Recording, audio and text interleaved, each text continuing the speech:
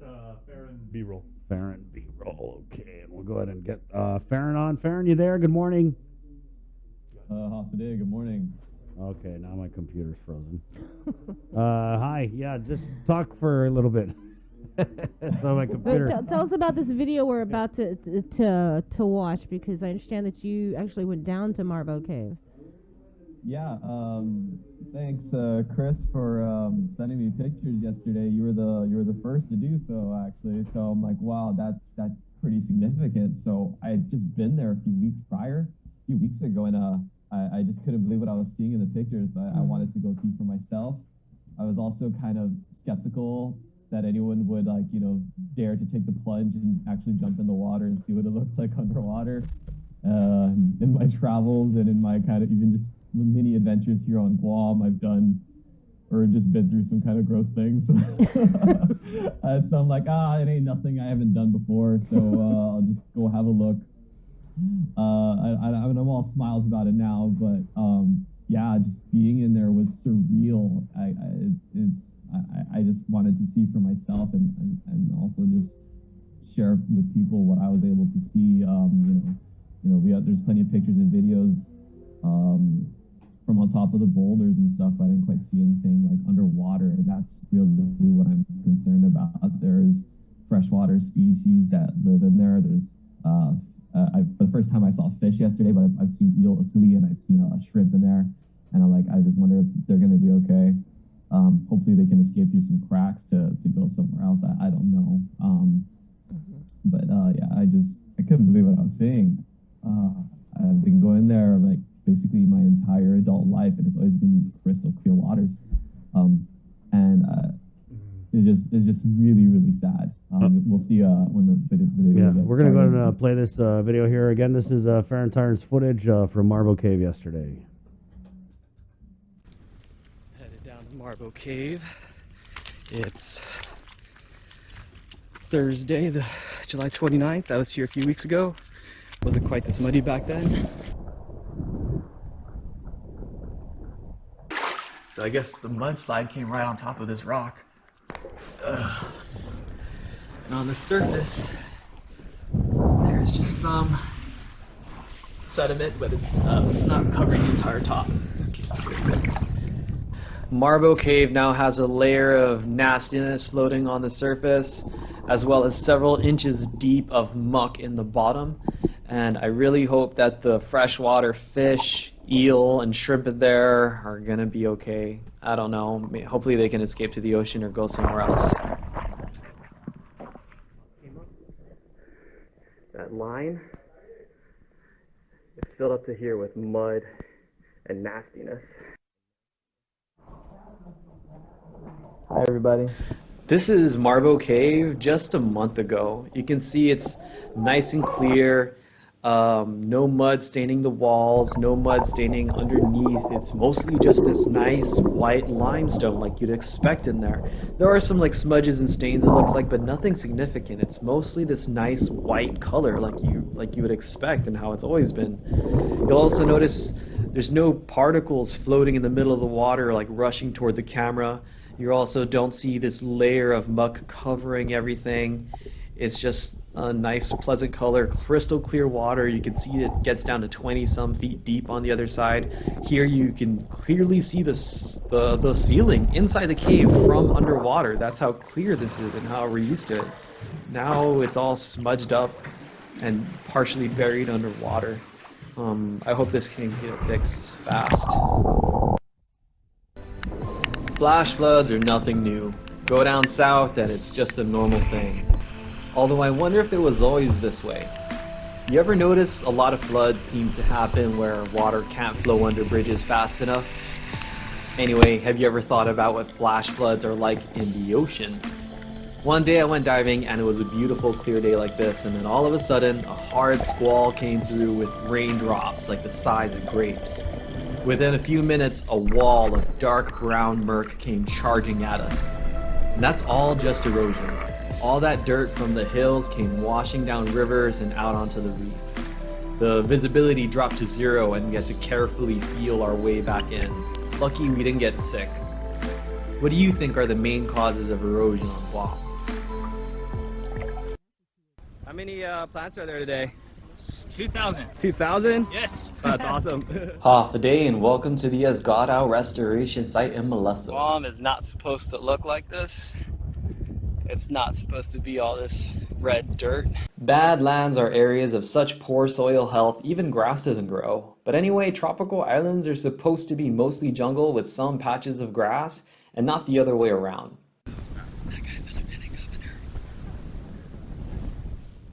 Almost 300 volunteers came out today for Guam Forestry's first tree planting event of the season. From Guam EPA that they had said that the trail leading down to Marbo Cave was obliterated. Is that accurate? What did you make of that, and what was your observation heading down to the cave? Yeah, I'd say about half of the, it had some nice steps going down. I'd say about half of that is gone.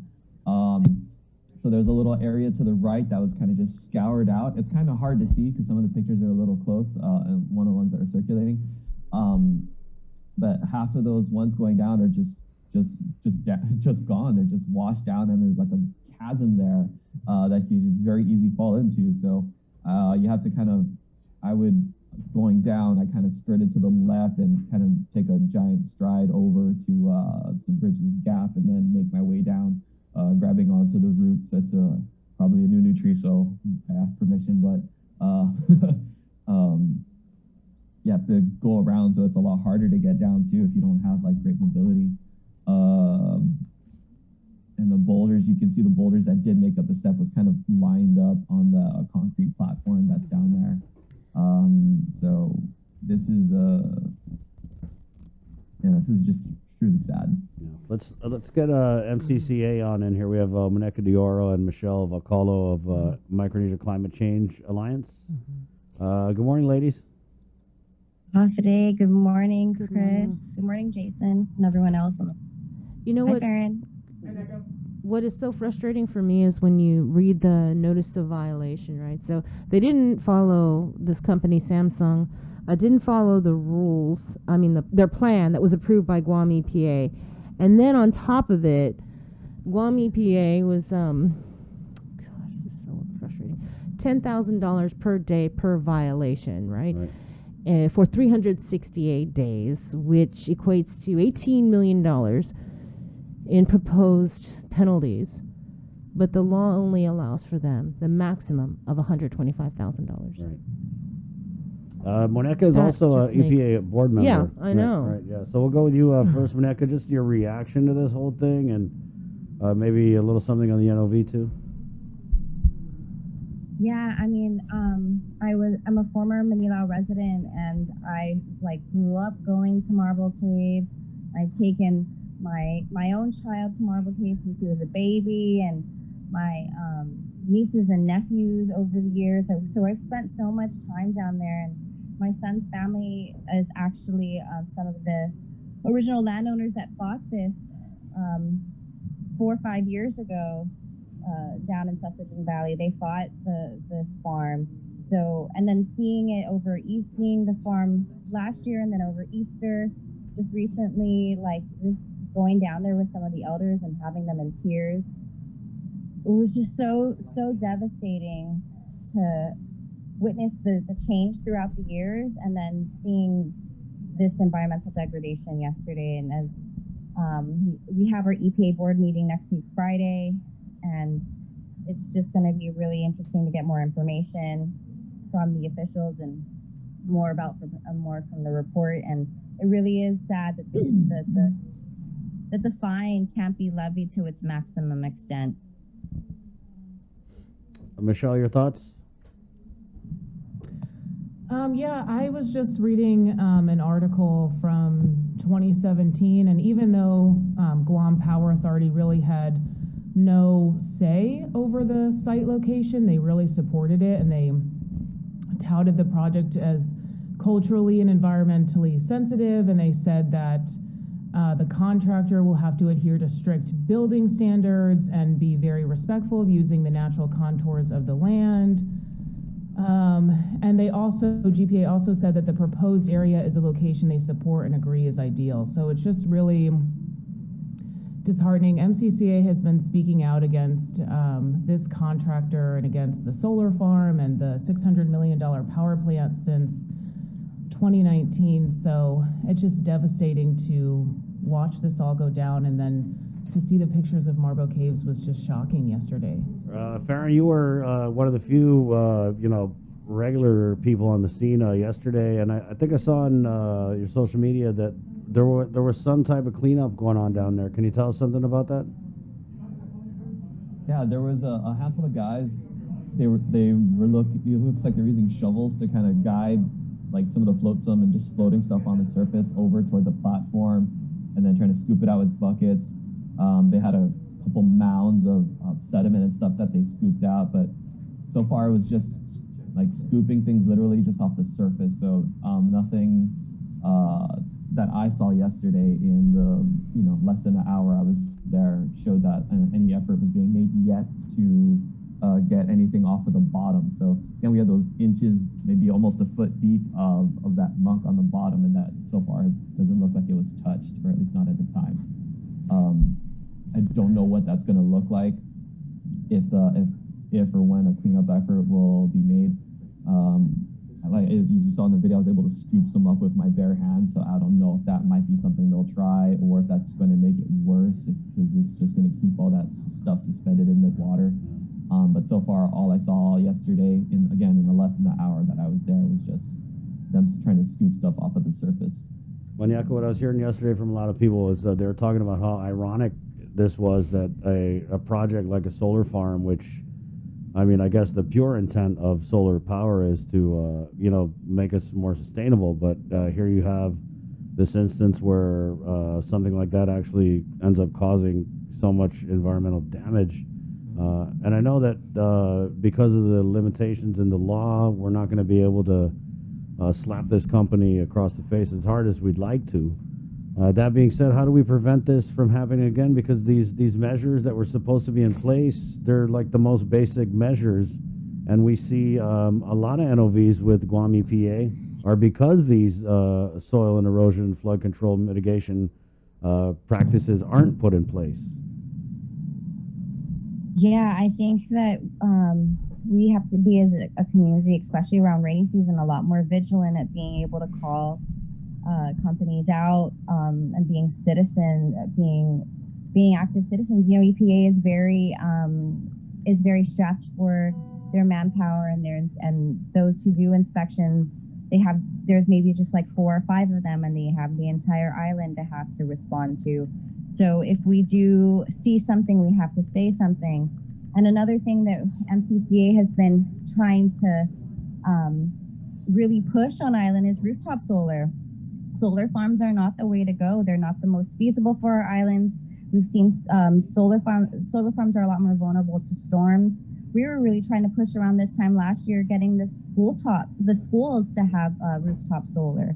And there's so many schools, they have really great access to the sun, and they're a concrete structure, and we wouldn't have to be tearing down acres and acres of forest to have renewable energy. We have so much rooftop over the rooftops that could take that load and protect undeveloped land instead of clearing lands for farms. And that really also helps spread the benefits of solar energy to more people and help spread the grid.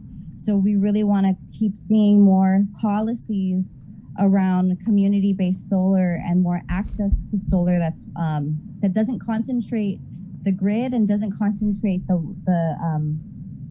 wealth or centralize the grid. Michelle has a lot more information on that too. Yeah, I mean, I completely echo everything that Maneka said. We're really working hard to raise awareness on energy democracy, which is a political and social cultural concept that merges our energy system with strengthening democracy, because as of now, like Maneka said, all the energy and wealth is put into one spot, which is overseen by utility companies and then corporations like this contractor. And during Hurricane Maria, Puerto Rico had massive solar farms, and all of their panels were virtually destroyed. So it's really, solar farms do not provide energy independence, security, and they just kind of keep people stuck to the grid. And so, yeah, we really want to introduce more concepts like community solar, encouraging more people to get rooftop solar, and the equitable distribution of renewable energy, because solar farms are totally opposite of that. Wow, thank you for that info. Go ahead, Monica. And last year, I remember when they were having that bill introduced for rooftop solar in the schools, GPA came out totally against it, was lobbying hard against it, because it would mean a loss of revenue up to $10 million, and that would and they pushed it back on the ratepayers, that we would have to pay that loss of revenue and the rates would go up. But no matter what, the rates always go up. Even if we're pushing renewable energy, the rates are still going up. Farron, thank you so much. Guys, I really got to run because we got Daphne Shimizu, Reverend Tax, but definitely, Monica, thanks for reaching out. It was good to have you on. And as a board member, and just as the Alliance moves forward on this issue, keep in touch, okay? Because I know it's Friday, we got the weekend coming up, and this thing has just happened so fast. I'm curious about what kind of conversations you guys will be having with Guam EPA. And Farron, on your end, thank you, my citizen journalist friend. Thanks for having me on. Right on. Monica, thank you. Michelle, appreciate it. Esther, there you go. Wow, some pretty interesting takes on the solar farm. I mean, we had some great drone footage that played in the story yesterday. And if you see that drone footage, I mean, it is pretty much barren earth. Nothing but that red dirt. And, you know, that red dirt can only hold so much. That's why that those erosion